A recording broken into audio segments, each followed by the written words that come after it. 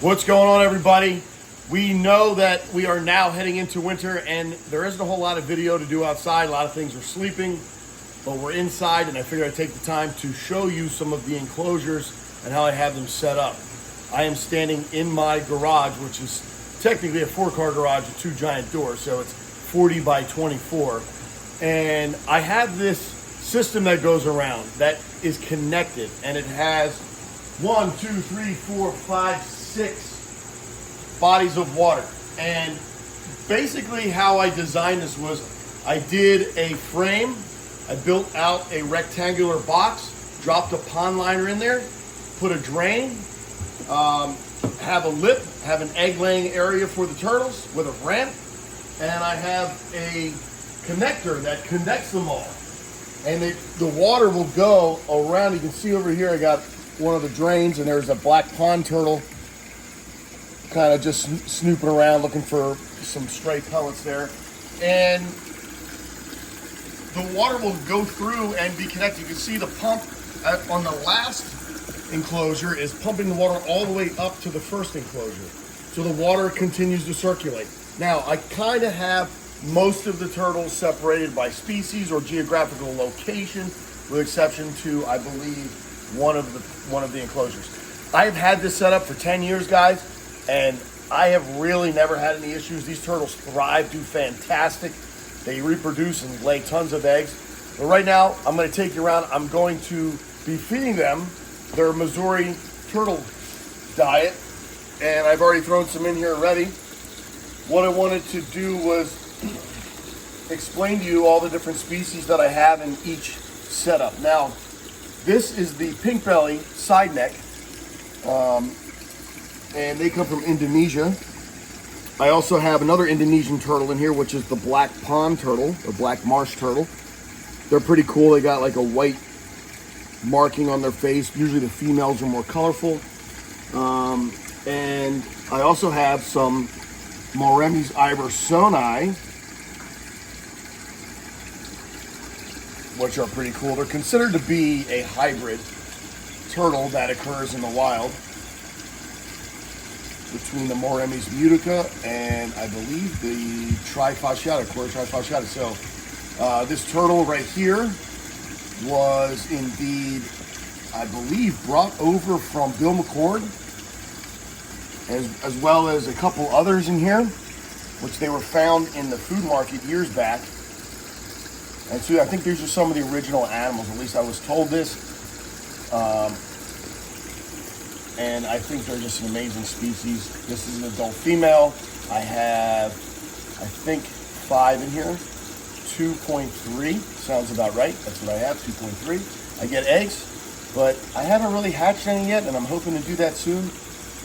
It takes a little bit of while for them to get established. These guys have just really gotten to their max size, so I'm hoping that, with more maturity, that they're going to continue to lay eggs and they will hatch. There's also a chicken turtle right back there. You can see that. It's a random turtle in here. And yeah, I think that's pretty much it. I got the chicken turtle, the pink bellies. I got a cool pink belly here, which is kind of like a hypo-ish pink belly. Let me see if I can show you what oh, there it goes. What else is new? Let's see if I can show you a regular one. This is a regular one. You can see it's darker, and this one's like more of a hypo. It's pretty cool. It has given me some pretty cool babies. And she doesn't feel gravid. So you can feel the eggs when you reach in here. She could have already laid. I get so many pink belly eggs. They lay continuously pretty much all year long. But moving around the room here, we're going over to the next one. So it's connected to this enclosure, which has Vietnamese anamensis, also known as the Vietnamese pond turtle, which were at one point extinct in the wild because in Vietnam they ate them all. But I have a large group. There's got to be at least 40 in here. This is a male, and they're doing great. They're starting to produce eggs, and I mean they're young in general. Have a couple really old ones in here that will lay eggs here and there. And because of captive breeding, guys, I can't stress this enough. Captive breeding has allowed for these turtles to be reintroduced back into the wild. They have been bred and sent back to Vietnam, and there are groups that are getting established there in captivity as well as in the wild. So I thought that's pretty cool. Pretty easy turtle, guys. They're not that expensive. A lot of people breed them in the United States, and very easy because they eat pellets. Anything that eats pellets is considered an easy turtle to keep, in my opinion. It's always a pain in the butt to buy the fish and the meats for all the carnivores out there. There's a lot of turtles out there that specifically only like to eat meat, and they'll rarely even go after greens or pellets. So this isn't one of them, though. This is the Vietnamese enamensis, the Vietnamese pond turtle, and self-explanatory where it comes from. Moving along, we're going over here now. This one has got, this is the one enclosure that has multiple species from different geographical locations, and they've all been doing well. I got some from Africa and some from South America. We have African mud turtles. I actually got a list here, you can see. There's an African mud turtle. There's another different African mud turtle. This is the Castaneus. I can't even pronounce that. White-throated mud turtle, albagular, the gibbous side neck, which these two are South American and these two are African, but all four of them seem to thrive well together. They breed, they lay eggs, haven't had any issues, nothing dies. They're all established.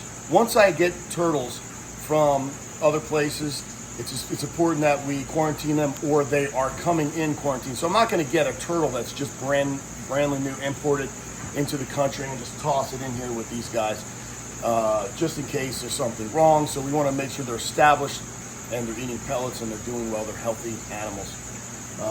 But I haven't really added much over the years. This has been set up, guys, for over 10 years in around the room this way.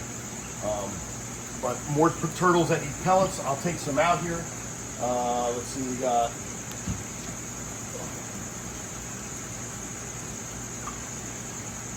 this is a standard African mud turtle, which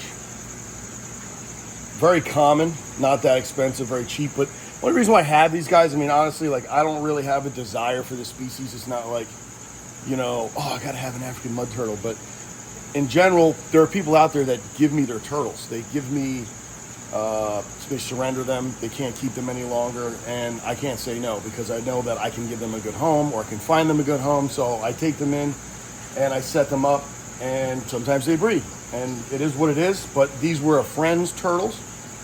I got 2 pairs in there, I think, and you know, I took them in and I just opted to keep them because they were my friends, and they can still come over and see them whenever, but they have too much going on in their life to care for them. We all know turtles are a pain in the butt when you're setting them up in aquariums, having dirty water filtration, water changes. It can get stinky, I know. That's why I have a separate building for my turtles. This is the Congo African mud turtle. Look at this. Look how cool looking this one is. Big monster female, which they've only come in, I believe, in the country in the last maybe 5 to 7 years, maybe 8 years. I can't remember how long ago this shipment came in, but I've got an established group. They are thriving, doing well, very fat. This is a big female. The females are larger than the males, but these guys hail from the Congo and actually Angola would be the country of origin, Angola. So we have white-throated mud turtles, if I can catch one, and I got gibbous side necks. Here's a gibbous side neck.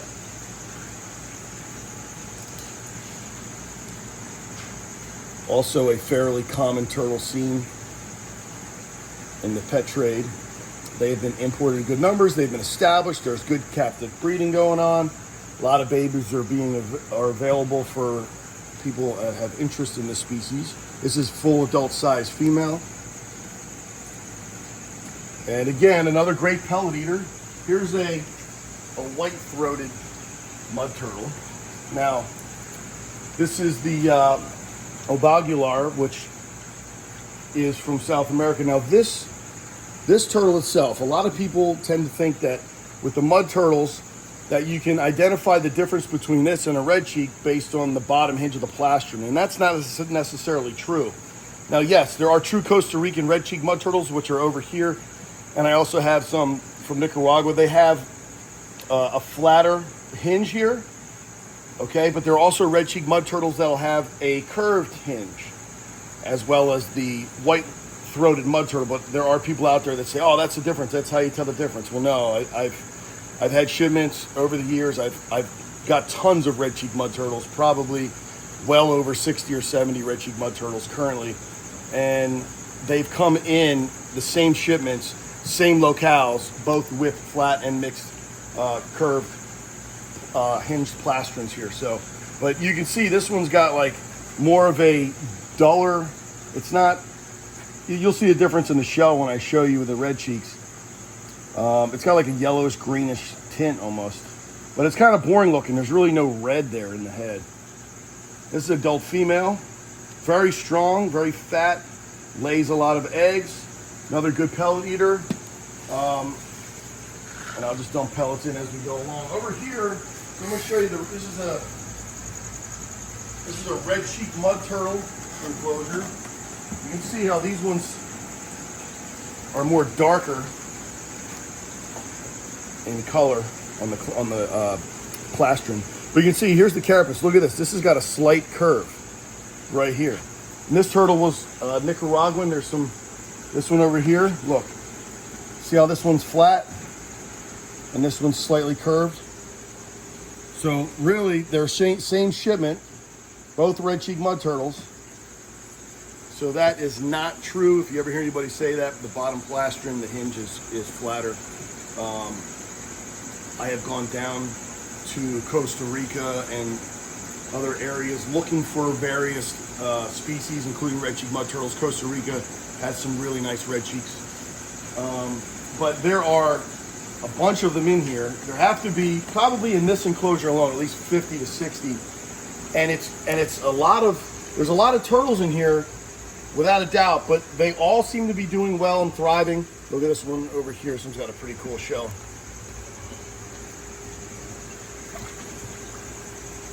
I figured I'd show how cool that shell is. This one's actually lighter. Lighter on the red cheek side. This one's kind of a little bit flatter, but still has that small, slight curve there. Big adult female. They kill it, guys. They kill it. They lay tons of eggs up here in the egg laying area. And they do very well. Rarely ever have any issues. Once in a while, I'll have a male bite another male, and I'll have to take that out. But there aren't many males in here. I keep the males to a minimum. And I'll have to separate them just to give them a chance to heal and make sure that they are doing well and fat and healthy before I put them back in. But check it out. This is, again, a red cheek mud turtle. But honestly, this is an ugly one. I have some pretty cool ones in here that have some really nice red, but I don't see any right here in front of me. See, this is not quite, the shell's not quite as green as the white-throated, but more of them tend to be like this. More of them tend to be darker in shell. Ah, man, I really like to show you some really nice heads, but I guess they're underneath. They can go underneath here and get under the egg laying area. They like to hide. They like to go into dark areas. But more pellets for these guys. They come from Central America all the way through, Nicaragua and up into northern part of South America. But they eat pellets and they breed really good for me. I have another. This is like a a variety of turtles too, all captive bred. So when you're dealing with captive bred species, guys, you can keep multiple together. It's not really an issue. We got European pond turtles, caramel. Look at this. This is a diamondback terrapin. It was a rescue, and this turtle is wanting to eat out of my hand. Always comes at me when I come up to the enclosure. Definitely always hungry, but it wasn't really raised properly. I'd say it's got some bit of a deformed carapace here. Got a little rigidy, bumpy, pyramiding going on. There's an ornate in here. This is a female. Western painted turtles. Got some blandings turtles, guys, that I hatched here and I'm raising up. This is I think it's a male, yep. This is a male. You can tell the difference between the two here. The one on the left is a female. Look at the size difference in tail. These are babies I hatched though, and they're probably only a couple years old. So they grow fast in captivity versus in the wild. In the wild, Blandings turtles can take 8 to 10 years before they're ready to breed, but in captivity you can probably do it in 5.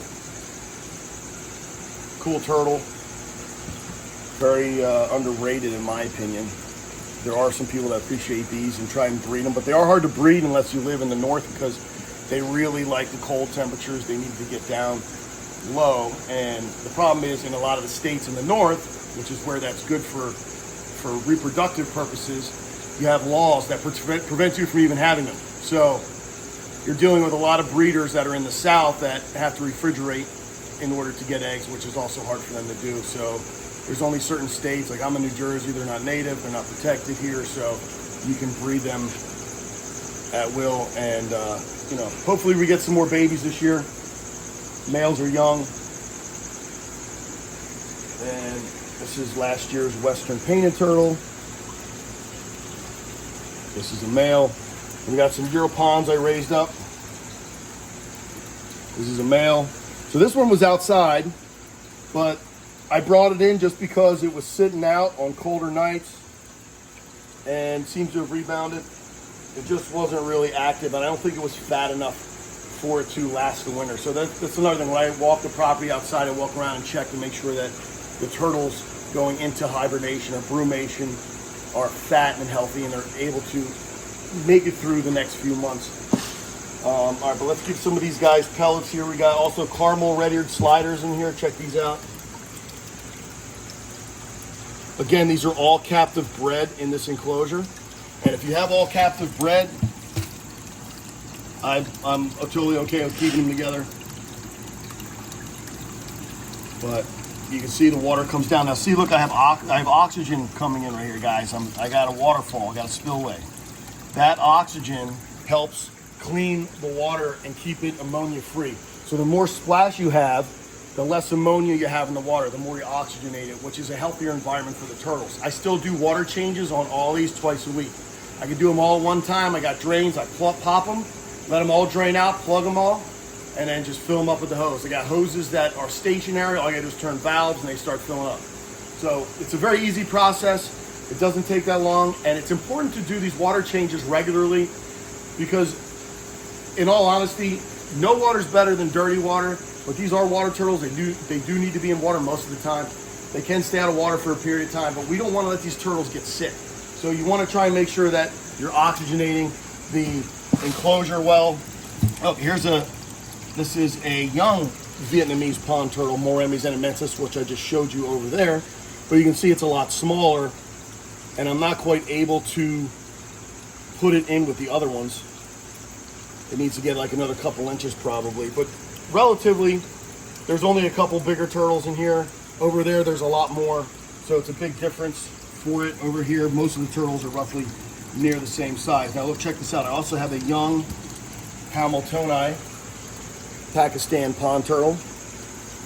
I got a nice group of these guys going. This is a young female. I love these turtles.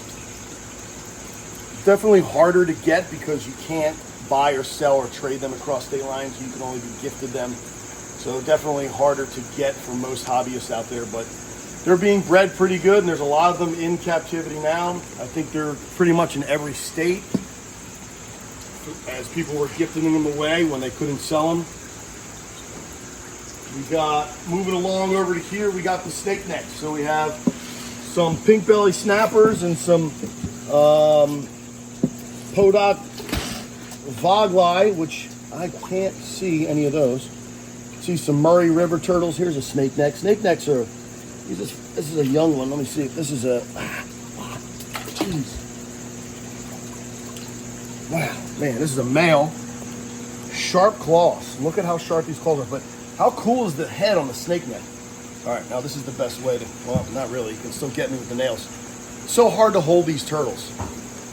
They're so strong. They have such big nails, and they're very they're very aggressive too when they're feeding. They'll come at you and even snap at your finger sometimes. But they are very rambunctious. They just want to run and get out of your hands. Well, this is a young male, but it is of breeding size. How cool is that head? You can see how this turtle gets its name, snake neck turtle, as it comes all the way out. Look at that. It's pretty much 2/3 the size of the shell. Maybe even a little bit longer. But they come from Indonesia. This was, I believe, an import years ago. Most of the ones I think I have in here were imports years ago. I got that one big female that's massive, which I've shown in reels, and I'm going to see if I can pull her out in a minute. She just has to swim over into this area. Now, she is really fat. I have taken, I'm going to see if I can reach out and grab her over this way. I have taken her out before, and, oh, woo! Not cooperating. Oh, man. This is the big female. She's got to be pushing 17, 18 inches now. And very heavy. It's got to be like 35 pounds. Could be even more. But this is a monster. And I've had this one for like 20 years. Very fat on the bottom. And I've done a lot of things with this turtle. I've even gone down to feeding it once a week. I'm going back a few years and had it in tubs and even stopped feeding it for a week, and then, you know, it wouldn't lose any weight, nothing. But I know a fat turtle or a skinny turtle is not the healthiest, you know, but I'm trying the best I can with trying to keep this turtle on a diet. So I've been feeding a little bit less to the turtles in this enclosure, some pellets, probably 4 to 5 days a week, just, you know, a handful or two. All of them are healthy, with exception to that one just being fat. So we're gonna have to, you know, probably take it out again, try and push it through another period where we're not feeding it as much, just to see if we can get to lose a little bit of weight there. That's not usually a concern when you're dealing with turtles. Usually turtles are, you know, you always want them to fatten up. You always want to add weight. You always want them to get bigger. But in that case, it's not that one. So let me know what you think, guys, about the way I have this set up. I think it's easy. And I think you can pop the drains real easy, easier for water changes. And I also conserve space because it goes around the outside of the room, and I'm able to have it up off the floor and also put enclosures underneath. So you always want to maximize space when you're dealing with keeping reptiles, especially in the northern part of the United States where you're dealing with colder temperatures and you got to have stuff inside during the colder months. But yeah, let me know what you guys think about the whole setup going around the room here, and the different species you've seen, which one's your favorite. And if you have any suggestions on future videos, feel free to let me know. And I'll see you guys next time, all right? Have a reptastic day.